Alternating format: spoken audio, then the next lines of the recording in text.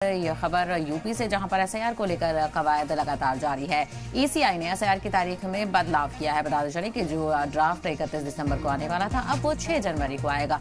तो आखिरी जो वोटर ड्राफ्ट लिस्ट है वो 6 जनवरी को आएगी। जो कि एसआईआर का काम है वो तकरीबन मुकम्मल हो गया है। अब लिस्ट जारी की जाएगी। उसके बाद जो ऑब्जेक्शन होंगे वो आप दर्ज करा सकेंगे। तो 6 फरवरी तक आप ऑब्जेक्शन दर्ज करा सकेंगे। लोगों के पास दावे और ऑब्जेक्शन दर्ज कराने के लिए 1 महीने का वक्त होगा। 6 जनवरी से लेकर 27 फरवरी तक होंगे सॉल्यूशन और 6 मार्च को फाइनल वोटर लिस्ट भी जारी कर दी जाएगी। तो फाइनल ड्राफ्ट आना था आज, लेकिन अब उसकी तारीख में तौसी की गई है। तो क्योंकि लगातार एसआईआर का काम चल रहा है और लिस्ट अपडेट की जा रही है, इसी के चलते अब 6 जनवरी को जो है लिस्ट वो आएगी और उसके बाद आपके पास वक्त भी आपको दिया जाएगा। और ईसीआई ने एसआईआर की तारीख में बदलाव करते हुए 6 जनवरी को वोटर लिस्ट जारी करने का जो ड्राफ्ट है वो बताया है। तो 6 जनवरी को जारी होगा वोटर ड्राफ्ट लिस्ट। 6 फरवरी तक ऑब्जेक्शन दर्ज कराए जाएंगे।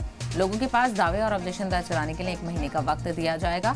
6 जनवरी से लेकर 27 फरवरी तक सॉल्यूशंस भी इसके निकाले जाएंगे और 6 मार्च को फाइनल वोटर लिस्ट यूपी के लिए जारी कर दी जाएगी। तो कुछ करोड़ और कुछ लाख जो वोटर्स हैं उनके किसी के नाम कटेंगे, किसी के नाम जहां पर डबल दर्ज है वो हटाए जाएंगे और जिनकी डेथ हो चुकी है उनके नामों को भी हटाया जाएगा। और वहीं ऐसे में कुछ ऐसे लोग भी हैं जो शिकायत कर रहे हैं कि उनका नाम नहीं है और उन्हें परेशानी हो रही है। उनके हवाले से भी ईसीआई की तरफ से जो एक पूरे महीने का वक्त है वो मुख्तस किया गया है। अगर आपकी कोई परेशानी है, आपके पास कोई दस्तावेज नहीं है या कुछ आप दुरुस्त कराना चाहते हैं, तो उसके लिए आपको 1 महीने का वक्त दिया जाएगा। तो यूपी में एसआईआर का जो प्रोसेस है वो तकरीबन मुकम्मल हो गया है। आज वोटर ड्राफ्ट लिस्ट जारी होनी थी, लेकिन अभी उसको लेकर वक्त मांगा गया है और अब आज की बजाय 6 जनवरी को जो वोटर ड्राफ्ट लिस्ट है वो जारी कर दी जाएगी। फिर उसमें आप चेक कर सकते हैं कि आपका नाम शामिल है या नहीं।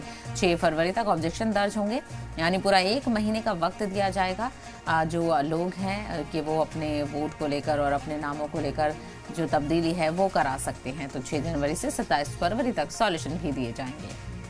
इसी को लेकर और ज्यादा जानकारी हासिल करते हैं। हमारे नुमाइंदा अतीक अहमद इस वक्त हमारे साथ लखनऊ से जुड़ गए हैं। अतीक, एसआईआर का प्रोसेस लगातार पूरा किया जा रहा है और अब जो वो ड्राफ्ट लिस्ट है वो अब 6 जनवरी को जारी की जाएगी। बिल्कुल, उत्तर प्रदेश में एसआईआर की प्रक्रिया लगातार चल रही थी। ऐसे में 26 दिसंबर आखिरी डेट थी कि जिन लोगों के नाम लिस्ट में नहीं जुड़ा सकते उनके नाम जुड़वा ले, और जो फाइनल लिस्ट जारी होनी थी वो 1 जनवरी को होनी थी। इसको लेकर कई ये आपत्तियां आ रही थी कि अभी कई गड़बड़ियां पाई जा रही हैं। फिर से एसआईआर लिस्ट को चेक किया जाए। जो बीएलओ है वो फॉर्म जमा कर रहे हैं, उसमें कुछ गलतियां है, कुछ नामों में दिक्कतें हैं। इसको लेकर मुख्य चुनाव आयोग, जो निर्वाचन आयोग है, अधिकारी है नवदीप अरोड़ा ने साफ तौर पर कहा है कि 6 जनवरी को अब फाइनल जो लिस्ट जारी होती है, ड्राफ्ट लिस्ट वो जारी होगी। इसमें 6 फरवरी तक की जो आपत्तियां दर्ज करनी है वो दर्ज कर सकते हैं, क्योंकि एसआईआर लिस्ट में उत्तर प्रदेश में बड़े आंकड़े सामने आए कि लगभग 3 करोड़ मतदाताओं के नाम कटने की बात सामने आई है। ऐसे में कई ऐसे मतदाता हैं जिन्होंने कहा है कि उन्होंने बीएलओ को अपना फॉर्म दिया है, मगर कुछ बीएलओ ने फॉर्म जमा नहीं किया है। कुछ ऐसे दिक्कतें भी आई है कि लोगों ने जो आधार या पैन कार्ड लगाया है अपने जो एसआईआर लिस्ट में, उसको भी लेकर कहीं नाम पते को लेकर दिक्कत आ रही है। तो 6 दिन का समय और मिलेगा अधिकारियों को ये चेक करने के लिए कि जो फॉर्म में दिक्कत है, जो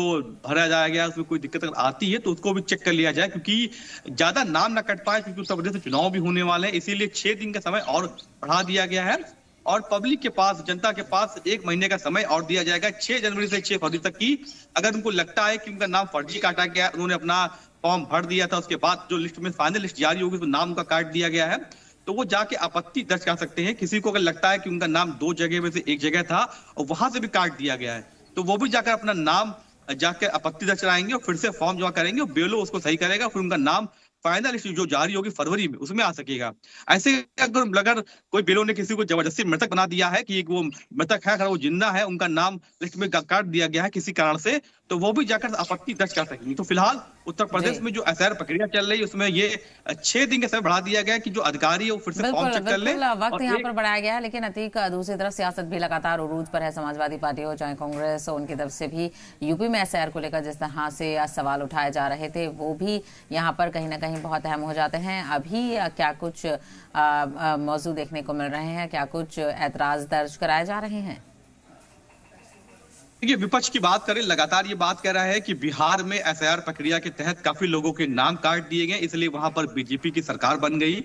अखिलेश यादव लगातार समाजवादी पार्टी के प्रवक्ता है, जो राष्ट्रीय अध्यक्ष है, वो लगातार ये बात कर रहे हैं कि बीजेपी जो कहने पे चुनाव आयोग चल रहा है, दोनों की मिली भगत से उत्तर प्रदेश में एसआईआर की प्रक्रिया कराई जा रही है। उसमें मुस्लिम वोटरों के नाम, यादव वोटरों के नाम जानबूझ से काटे जाएंगे जिससे बीजेपी को फायदा हो सके। कांग्रेस भी ये बात लगातार कह रही है कि इतनी जल्दबाजी में एसआईआर प्रक्रिया क्यों कराएगी जब चुनाव के समय में एक साल बाकी है। आनंद फानंद में 2 महीने का समय देकर एसआईआर प्रक्रिया कराकर लोगों को समय नहीं दिया गया। उत्तर प्रदेश में शादियों का सीजन था, ठंड भी पड़ रही है, लोग घर से निकल नहीं पा रहे हैं। ऐसे में एसआईआर प्रक्रिया में लोगों ने नाम अपने जुड़वाने में जहमत नहीं जता पाई। इसी लेकर लगभग 15 करोड़ से ज्यादा उत्तर प्रदेश से मतदाता थे, जिसमें से 3 करोड़ मतदाताओं के नाम कटने की बात आ रही है। लखनऊ की बात करें, यहाँ पर 40 लाख लोगों में नाम जो एसआईआर प्रक्रिया में जुड़ने थे, उसमें से लगभग 12-14 लाख नाम कटने की बात सामने है। तो बड़ी तादाद में नाम जो कटेंगे उसका असर चुनाव पड़ेगा। हालांकि ये भी कहा जा रहा है कि बीजेपी के वोटर लिस्ट में जो नाम कटे गए उसमें भाजपा के लोग भी हैं। तो एक बड़ी मुसीबत बन गई है बीजेपी के लिए भी कि अब जो नाम कटे हैं उसमें वोटर लिस्ट जो कौन कौन लोग हैं, जब फाइनल लिस्ट जारी होगी 26 फरवरी तक के, जो 6 फरवरी तक के, उसमें ये बात सामने आएगी कि बड़ी तरफ जो नाम काटे गए, किन किन जिलों से काटे गए, उसमें जो मतदाता है वो कौन। तो विपक्ष लगातार आरोप लगा रहा है कि उत्तर प्रदेश में एसआईआर प्रक्रिया इसलिए कराई जा रही है जिससे बीजेपी चुनाव में धांधली करने की और आती है कि इस पूरे प्रोसेस को भी समझना होगा, क्योंकि आप भी लगातार देख रहे होंगे पूरे प्रोसेस में काफी लोगों को परेशानी का सामना करना पड़ रहा है। जो एक सीक्वेंस है कि आपके डॉक्यूमेंट ऐसे होने चाहिए, आपका नाम जो है, क्योंकि बहुत सारी चीजें होते हैं, कोई लोग शिफ्ट हो गए होते हैं और खास करके अगर खत उनके साथ देखा जाए तो शादी हो जाती है, तो पूरा उनका सिस्टम चेंज हो जाता है, अलग शहर में अगर चले जाते हैं। तो ऐसी बारीकियों को लेकर ईसीआई की तरफ से किस तरह से लोगों को गाइड किया जा रहा है, क्योंकि बहुत सारे लोग हैं जिनका वोट है, सब कुछ है, लेकिन फिर भी उनका नाम नहीं है। देखिए, ये बड़ी बात है कि 31 साल बाद उत्तर प्रदेश में एसआईआर प्रक्रिया कराई जा रही है, मगर लोगों का कहना ये था, हम लोग जब ग्राउंड पे गए थे, लोगों से बात कर रहे थे एसआईआर प्रक्रिया को लेकर, मुस्लिम मोहल्लों में गए थे तो क्या समय देना चाहिए था। कई ऐसे लोगों के पास कागज नहीं थे, किसी के पास आधार कार्ड में अपडेट करा था, 15 दिन का समय लगता है आधार कार्ड में आप अपना एड्रेस चेंज कराते हैं। कई ऐसे लोग थे जिनका निवास प्रमाण पत्र नहीं था और तमाम ऐसे डॉक्यूमेंट्स लोगों के पास नहीं थे। कई लोगों के नाम वोटर लिस्ट में नहीं थे, उनको नाम ढूंढना पड़ा था, समय बहुत कम था, लोगों की भीड़ जमा थी। जहां जहां निर्वाचन आयोग के अधिकारी बैठे थे या बिलो बैठे थे वहां काफी भीड़ थी, तो कई लोग के पास समय नहीं था और शादियों का सीजन चल रहा था उत्तर प्रदेश में, लोग शादियों में बिजी थे और कई लोग ऐसे थे, क्या कहता कि वो बीमार हैं।